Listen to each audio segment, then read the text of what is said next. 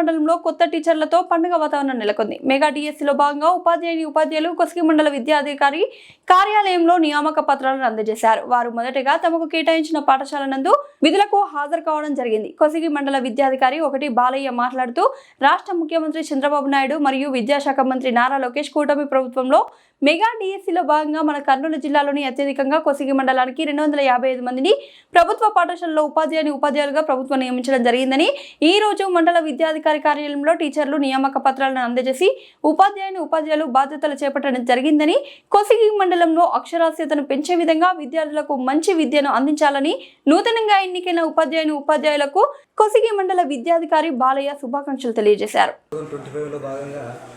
మరి గౌరవనీయ ముఖ్యమంత్రి నారా చంద్రబాబు నాయుడు గారు, అదేవిధంగా మన విద్యాశాఖ మంత్రి గౌరవనీయ నారా లోకేష్ గారు అయితేనేమి మరి ఈ డిఎస్సి ఫిలప్ చేయడము నిరుద్యోగులకు ఇది ఒక వరం అని చెప్పవచ్చు.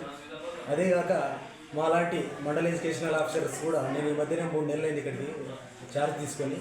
ఇక్కడికి వచ్చిన తర్వాత మరి పిల్లలైతే రోల్ అయితే బాగుంది, కానీ మనకి వేకెన్సీ అనేది ఎక్కువ ఉండేది. కాబట్టి టీచర్లు సెలవు పెట్టినా కూడా చాలా ఇబ్బందిగా ఉండేది.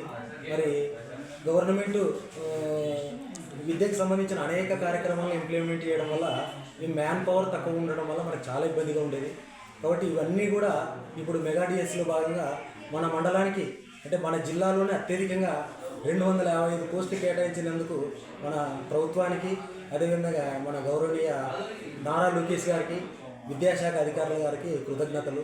మరి మా టీచర్లు కూడా మా మీద అధికారులు మా పైన ఉంచిన నమ్మకాన్ని మేము మా టీచర్లతో బాగా చక్కగా వర్క్ చేయించి ఈ వెనకబడిన ప్రాంతమైనటువంటి ఈ పేద పిల్లలకి మంచి విద్యను అందించి మరి అక్షరాస్యతలు అయితేనేమి విద్యలు అయితేనేమి వెనకబడిన ఈ కోసి మండలాన్ని ఖచ్చితంగా ముందుకు తీసుకెళ్తామని చెప్పి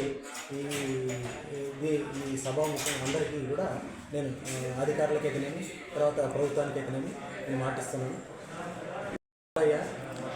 మండల ఎడ్యుకేషనల్ ఆఫీసర్ కోసి.